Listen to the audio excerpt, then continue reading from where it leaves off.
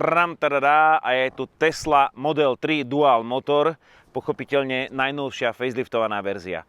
Pozorný divák Garáž TV si kde tu vo videách všimol v uputávkach, že máme čo to dočinenia s Teslou a neboli vtedy na nej evidenčné čísla. Ja som si povedal, že ak Teslu do garáže, tak by to malo byť niečo iné než jednodňová nejaká zážitková jazda zo zrýchlenia. Vlastne to už je tá organická publicita, ktorá robí vír okolo Tesly. A poviem vám veru pravdu, že toto auto budilo na ulici väčšiu pozornosť ako Kodiaq RS. A ten bol červený s čiernymi doplnkami. Viac ľudí prišlo a chcelo sa previesť na tej Tesle. Prídu deti, fotia si ju. Dokonca mal som taký zážitok, keď som prišiel na Beňuš, že Tesla prišla na Beňuš a okolo idúcich bolo veľa. A čo som prekvapený, tak všetci vedia viac o tej Tesle ako ja. Lebo ja som si povedal, že chcem sa jej venovať od začiatku. A viete, aký bol ten začiatok? To bolo úplne od piky. Naši kamaráti z Gardeonu sa boli s nami poradiť, že čo, aké auto kúpiť a že čo si myslím o tom, že chcú vyskúšať Teslu. Tak ja som im poradil, že hej, to by bolo dobre, lebo ja som bol na ňu zvedavý. A tak sme si to skúsili od úplného začiatku. To znamená, predstavte si, že je covidový svet, vy idete na internet a naklikáte si, že chcem Teslu takúto, klik, tesla.com, cink a oni vám ju dovezú. A ako to vyzerá? No tak existuje taká obec, Turčiansky Ďur. A tam buď fúka, alebo je tam poriadna hmla. A jedného dňa z tej hmly 20. februára 2021 vyšiel kamión.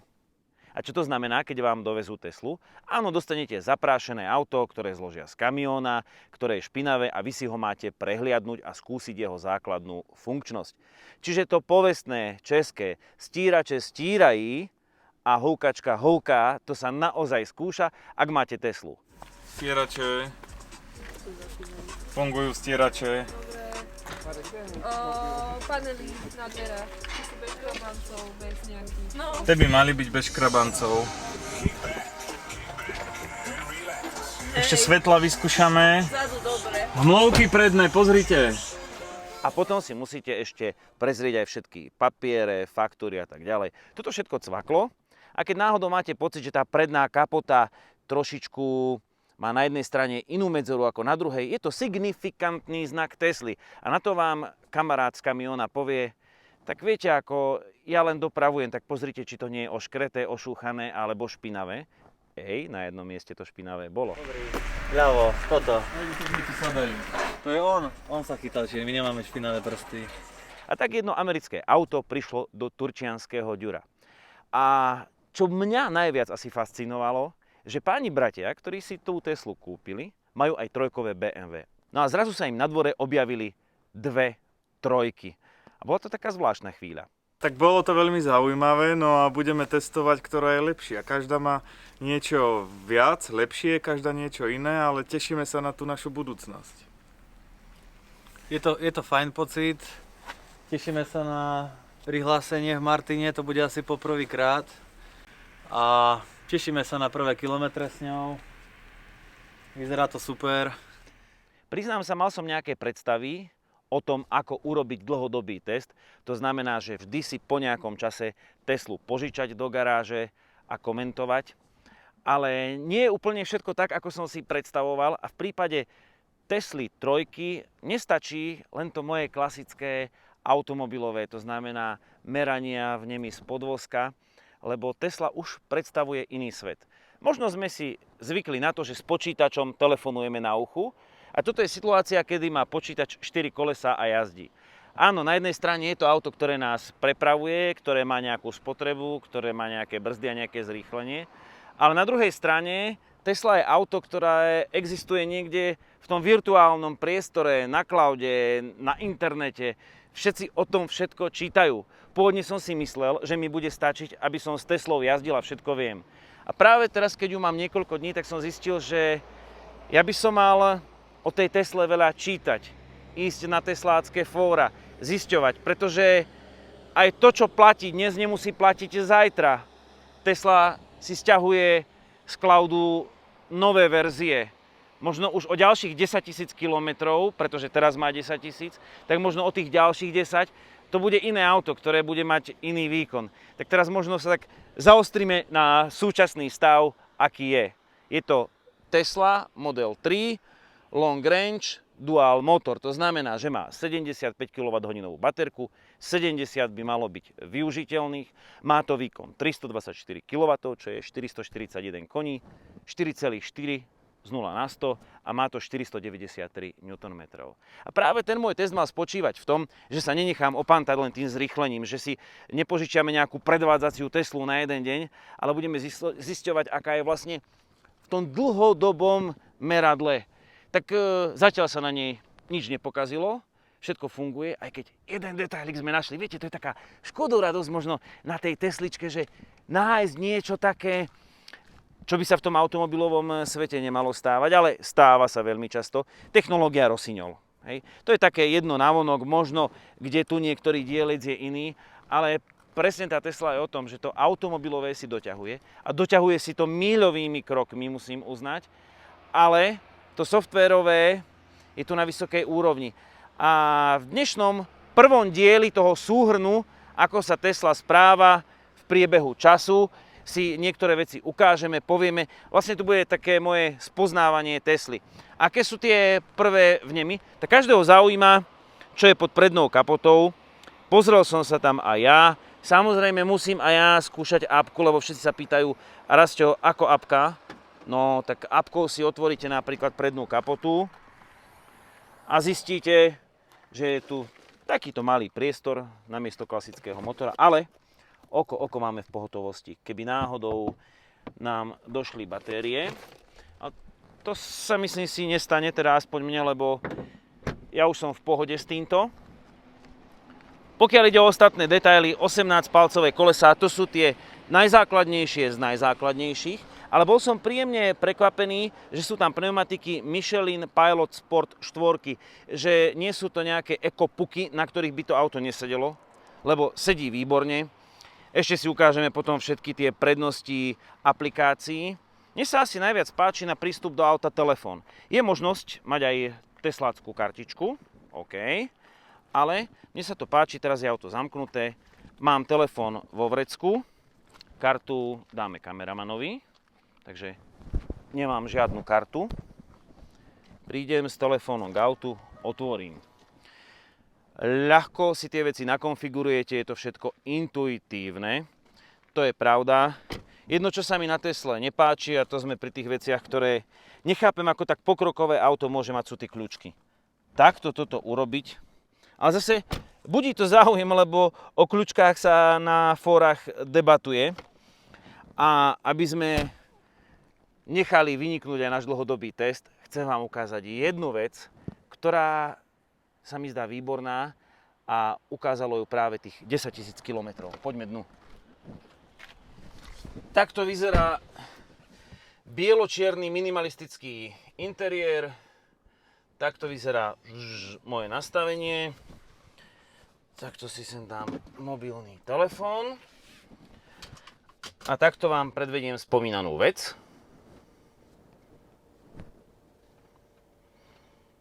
...10 477 km. Spotrebovaných 1754 kWh.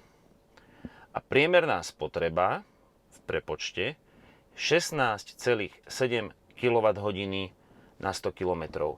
Z toho, čo testujeme elektromobily, je to unikátny výsledok spotreby vzhľadom na výkon. A myslím si, že Tesla je presne o tom, že dokáže zo seba urobiť elektromobil na každý deň, ktorý je jemný pri pohýnaní a komu by sa zdal ten výkon brutálny, tak jednoducho môže prísť sem a zmeniť si tú akceleráciu na chillovú, to znamená, že je taká pokojnejšia, alebo si tam dáte štandard, lebo ste na šturci a naozaj je to mega zrýchlenie. Je tu tá ohorujúca vec zrýchlenia v kombinácii s denným používaním auta. A po týchto kilometroch a po tom, čo som ja najazdil s Teslou 3, mám za to, že je to unikátny pomer toho zrýchlenia, toho výkonu, lebo každý, kto siaha po výkone a chce auto vykonať, tak si to odôvodní tým, že Chcem, aby sa mi ľahko predbehlo. To sa s Teslou úplne ľahučko predbieha. Chce to mať aj preto, aby sa pochválil, aký má výkon. Ohúrite tým kohokoľvek, kto si sadne a kto ešte nemá úplne že Teslu najazdenú, tak na každého urobí dojem to zrýchlenie. Ale väčšina týchto klientov, asi 99%, nemá túžbu pretekať sa, jazdiť na okruhoch a tak ďalej. A ak by si kúpili bežné konvenčné auto so 440 koňami, tak v tom ostatnom bežnom živote nie je tak efektívne, nie je tak použiteľné asi ako Tesla. Aby sme zistili, aká je Tesla úsporná v bežnom živote, keď jej nestúpate na krk, vyrazili sme na test mestskej spotreby. Výhľad a prehľad o situácii, to je to, čo ma v meste baví. Keď by mal niekto vyjsť spoza auta, stĺpiky sú masívne, ale výhľad je dobrý. Výhľad je dobrý. Absolútne. Ale aj v upratanom kokpite Tesly som našiel množstvo pútavých detailov. Inak toto som si všimol, že tu je magnetka. Väčšinou to býva tak akože zacvaknuté. Ale tu je magnetka. Zaujímavé riešenie. Takže teraz veľmi pomaličky a šikmo. Takto zídeme. Áno, došlo aj na kríženie náprav. Ale zase ten predný spoiler nie je zlý na tej Tesle, pekne to zvláda. A zásadná vec, komfort podvozka, sú to iba 18-palcové kolesá, no iba. Čo sa týka priemeru disku, výborné. Čo si pamätám, keď som kedysi šoferoval S-kovú Teslu, jednu z prvých, tak ten komfort bol taký obmedzený, viac tak robilo to a s touto Teslou ako veľké prekvapenie na to, že to nie je úplne automobilový výrobca. A prekvapenie v porovnaní s konkurenciou čakalo už na križovatke pri Shellke. Prichádzame na križovatku pri Shellke, kde tradične odčítávame na semafore spotrebu a tá je 13,9 kWh. Ja neviem akože odkiaľ berú tie údaje, ale akože je to famózne. A tu teda aerodynamika nehrala úlohu. Nemohla hrať, nemala ako. Bez ohľadu na to, či aerodynamika hrala úlohu alebo nie, výsledok mestskej spotreby bol viac než pôsobivý. Prichádzame do cieľa nášho okruhu spotreby a čo to moje oči vidia? 11,8 kWh na 100 km. Takúto spotrebu dosiahla Tesla. Je to neuveriteľné v tomto prípade, aj keď nemám každý údaj tabuľky v hlave, tak viem, že toto je najlepší údaj za elektromobily, tým pádom to bola asi aj najúspornejšia cesta mestom vôbec, ak by sme brali cenu nabíjania na wallboxe. Takže to jednoznačne. Výsledok hovorí sám za seba a s takýmto výkonom obrovským auto a ako sa správa v meste, tak toto nemá alternatívu. Keď si zoberiem, ako sa ľahko na tom chodí, ako to vie prejsť do veľmi úsporného režimu a tieto stierače by už mohli prestať pracovať. Čo tam máte stierače, že musíte to stierať automatične? Kým sa upokojím, tak si uveďme základný poznatok. Ak sa Tesla nabíja vo firme na wallboxe na výhodnom tarife, tak tých 400 až 500 km na nabitie je extrémne lacné. V závislosti od sadzby máte za 10 euríčiek plnú nádrž baterku a ak za to dáte 400 km, tak ste iní frajeri. A to môžete občas okúsiť aj 440 koní. Verejné nabíjacie stanice treba používať len ako núdzovku, napríklad na ukážku otvárania nabíjacieho portu. Môžete aj nejak inak otvoriť ten port, no ale prečo by sme to neotvorili appkou, takže 3, 4, tak výborne. A skúsime DCčko, že koľko to bude chliapať, lebo to je častá otázka, či Teslu môžete aj mimo nabíjať. Tak si dajme otázku a zároveň aj odpoveď, či môžeme Teslu nabíjať aj na takejto klasickej DC-čkovej nabíjačke. Áno, môžeme, ale lepšie bude využiť hustú sieť Tesla nabíjačiek. A keď som nahodil tie otázky a odpovede, tak si skúsme dať sekciu otázok a odpovedí. Napríklad, ako sa parkuje s Teslou 3 na Superchargeri? To je úplne že excelentné, to ako si viete dávkovať tú silu. A ešte sa to tu dá aj nastavovať, či to bude mať hold, keď pustíte ten pedál, takže to je super. Z toho sa veľmi teším. Aj tie kamerové systémiky sú fajn. Že zaparkujete, a zvlášť keď ja mám od chalanov auto požičané, no tak človek je v strese, ako pri každej testovačke samozrejme. Hodina 5 minút píše, bol som úplne na nízkych percentách. A už to stúpa, už mu dáva.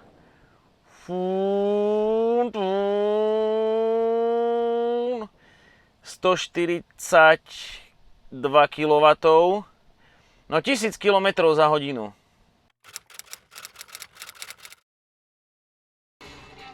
Už som myslel, že to je prvá hra, čo mi pôjde. Rastík, ale si prihamuj. Budú Blade. Ale dobre, už to ide, pozrite. Už tam mám cit. Neviem síce, ako dopadnú tie Micheliny Pilot Sport 4, keď budem toto na mieste robiť.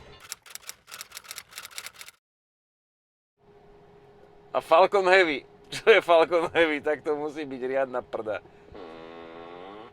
Aha, ale ten mi trošku umelo znel. Ale toto bude podľa mňa ten už taký mokrý. No, ten zolizol. A bol nesmrdlavý. Toto už bol len dobeh ten taký.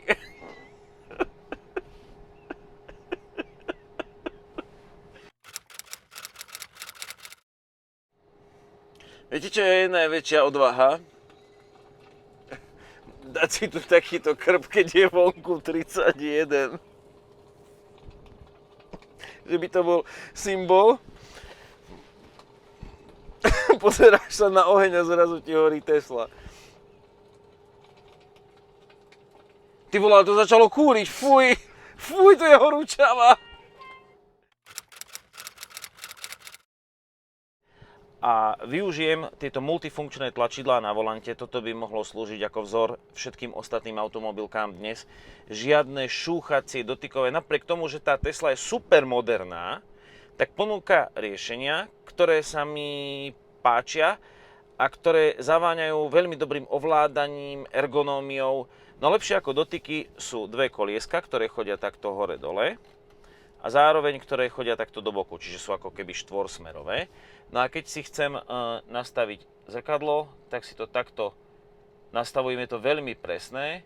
Môžem si ešte takto ísť tým zrkadlom alebo takto. OK. Stačí, keď prejdem na volant a zase to funguje takto. Netreba milióny tlačidiel, lebo toto robíte vtedy, keď to robíte zámerne a tú funkciu si spustíte. Ona potom tam vôbec nemusí byť, lebo napríklad ja si to takto nastavím na seba, to znamená, že už tu mám nejaký Rasťo profil. No, dobre. A teraz, kedykoľvek ja napríklad takto pohnem sedadlom, čo je mimoriadne tiché, tak si to môžem hneď uložiť do toho svojho, nemusím tuto s pamäťami špekulovať. Toto má naozaj nadchlo.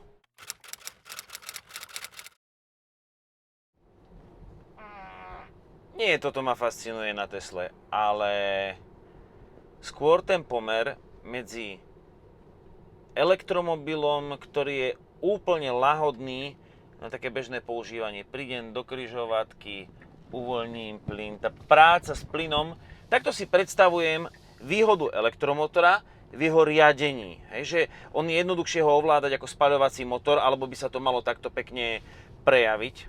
A teraz si vyskúšame tú druhú stranu, že pri tomto takom bežnom pokojnom jazdení ani nečakám, aké to má kone, aké to má zrýchlenie. Naozaj nikde nič nie je za mnou v tomto pripájacom pruhu, takže môžem akoby takto spomaliť, pomaly nabehnúť. Ale zistujem, že v diaľke sú auta a potrebujem sa pripojiť. Mám tam 40 a teraz dám plný plyn. A takto by to letelo, ojojojojoj. Ale je pravda, že nad 200 to už kto vie ako nezrýchľuje. Po tých 233 sa to už tak slabšie dotiahne. Tak sa mi zdá, že pri tej 130 by mohla byť Tesla trošku tichšia. Nemám hluk od motora a tým pádom cítiť ako keby ten aerodynamický šum alebo hluk od pneumatík, to keby som prešiel do vedľajšieho pruhu na ten taký drsnejší asfalt. Čiže mal som také očakávanie, že Tesla 3, hoci je to taká baby Tesla, takže bude taká tichšia. Netreba na to ďalšie páčky, ďalšie dotykové tlačidlá. Iba tým voličom, ktorým prepínate dopredu a dozadu, tak tým zapnete tak na doraz tempomat. A keď to urobíte dvakrát, tak sa ozve autopilot. No a v rámci autopilota by sme mohli vyskúšať to preradenie sa z pruhu do pruhu. To znamená, dám smerovku, mám obe ruky na volante a priatelia, toto točí Tesla. Neuveríte, ale tento manéver urobila Tesla. Len ja ho neviem ukázať bez dotyku rúk volantu. Ako náhle by som to chcel urobiť, tak že pustím volant, tak to neurobí. Pozrite, môžeme to skúsiť. Musí mať ruky na volante, inak to on celé autopilota zruší. A mám zadefinované, že ak do kopca to dá Tesla z 50 na 100 za 2,91 a lepšie, tak chytila Taycana, a ak to dá za 3,02, tak porazí e-tron GT. Takže rozbehneme sa na 45 km za hodinu ustálených, to je presne tu a teraz.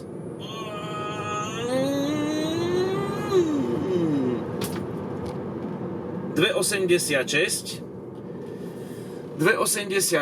takže Taycan is done. Má to 1800 kg a reakciu 10 milisekúnd na impuls šoféra.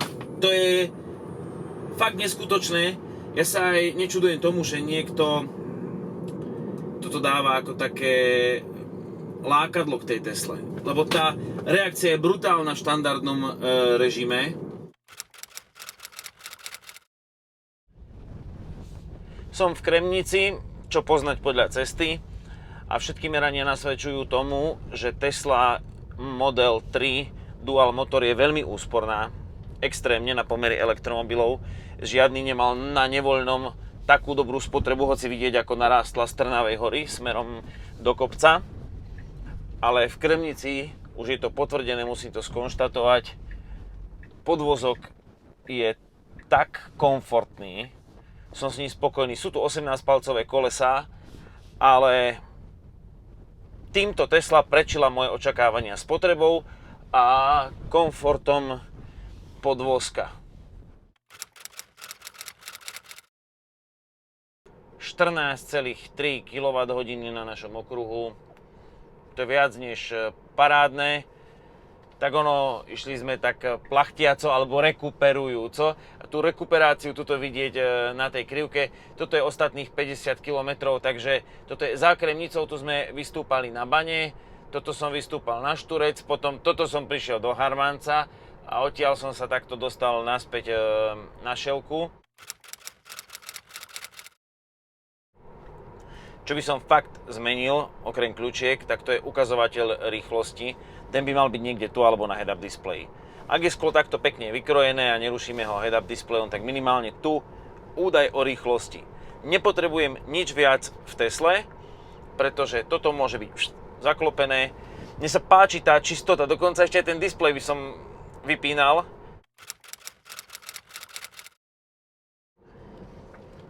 Ale stále je tak príjemne mäkká, ovládateľná, nedáva falošný pocit. Jediné, na čo si treba dávať pozor, je, že to zrýchluje ako šialené, že treba mať akože všetkých 10 akože pohromade aj na brzdách.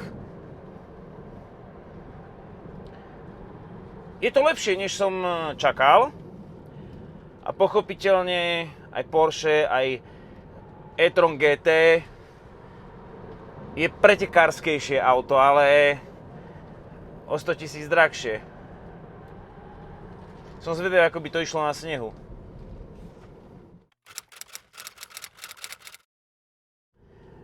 Pôsobí na mňa, ale priznám sa, stále ju spoznávam. A minule takí fanúšikovia zastavili na Lazovnej a pýtajú sa: Rasťo, kúpil by si to?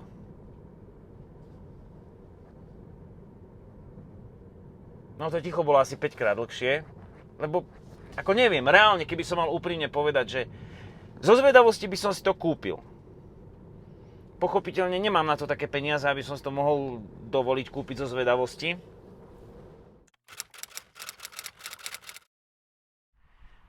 To presne viem, čo si teraz kamera a mozog Tesly myslia.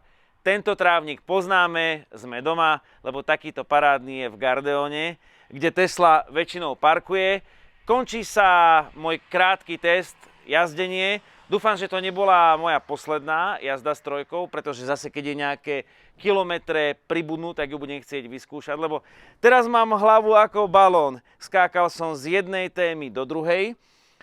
Chápem, je tu dobrý marketingový krok, že tá Tesla sa doslova tak šíri po internete, že žije aj na internete. Ale čo ma potešilo, je dobrá aj ako auto. Ja som si vypínal autopilota. Nezaujímal ma ako keby autopilot, ale to, ako Tesla jazdí. A to je pre mňa najpodstatnejšie. A tá pridaná hodnota elektromobilu v tom obrovskom výkone za priateľné peniaze sa mi zdá veľmi dobrý trik. Takže ideme ju nabiť, v krátkosti zhrniem, dizajn si vyhodnotíte vy sami. Z toho, čo v teste ešte neodznelo, svetlá som veľmi spokojný. A nabíjanie na wallboxe tomu dáva doma zmysel. Zvlášť, keď si takto krásne, nádherne apkou otvoríte port. A to nabíjanie doma tomu dáva aj tú finančnú pridanú hodnotu, o ktorej sme hovorili. Myslím si, že je to fajn. Ešte vám neodpoviem ani dnes na otázku, že či by som si ju kúpil. Ale rozhodne mi vrta v hlave. Ak vám vrtajú nejaké otázky v hlave, tak napíšte nám, nie do diskusie, na mail garáž@garáž.tv a skúsime vám na nejaké otázky odpovedať. No a keď neodpoviem, ja odpoviem Marek však. Marek, ďakujem ti, že túto Teslu pre nás držíš v tejto garáži. Nech sa páči. Ďakujem. Tak čo, spokojný si po 10 000 kilometroch? Áno, ďakujem, že si nám ju bezpečne vrátil. Áno, aj si trpol trošku, čo? Ale nie, ty si človek, ktorému 100% dôverujem. Takto, snažil som sa, aj som si na nej pridal. Tú spotrebu som možno trošku aj zvýšil, ale spotreba bolo asi to, čo ma na tej Tesle zaujalo najviac. Je to najefektívnejší elektromobil, aký som šoféroval. A mne sa páči, že ste otvorení tej vízii, že ako sme ukazovali na začiatku, vy tu máte bavorácku trojku. Dúfam, že ste ju nepredali, hej? Nie, je tu a keď spomínaš tú efektivitu, preto tu stojí tá Tesla 3. Takže tiež to testujeme, zvykáme si na to, na ten nový spôsob jazdy na elektromobile a každý deň sa s tým učíme. Ale, čo je najpodstatnejšie, to už na samý záver, dôležitá je aj pri Tesla alebo pri akomkoľvek inom aute radosť a otvorenosť. Jeden má to, druhý to, sme otvorení novým nápadom a dúfam, že ešte spoločne niečo dobre vymyslíme. Tak, Marek, čau, ďakujem. Ahoj. A prídem zase, takže nejakých 10 000 tomu dajte.